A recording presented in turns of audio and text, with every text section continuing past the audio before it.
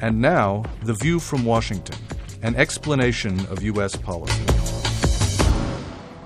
At the release of the U.S. State Department's annual Trafficking in Persons report, Secretary of State John Kerry made clear that all governments must be held accountable for how they deal with this assault on human dignity and freedom.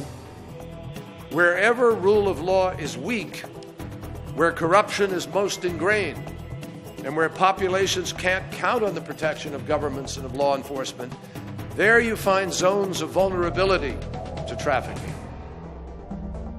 One such place is Iran, which the State Department lists as a source, transit, and destination for men, women, and children subjected to sex trafficking and forced labor, and one where the government fails to comply with the minimum standards for the elimination of trafficking, and is making no significant efforts to do so.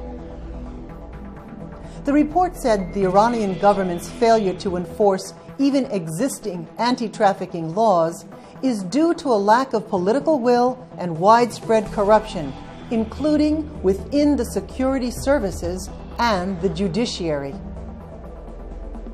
The State Department cited the difficulty for Iran's trafficking victims to obtain justice, how female victims were liable to be prosecuted for adultery, how government officials themselves were reportedly involved in sex trafficking.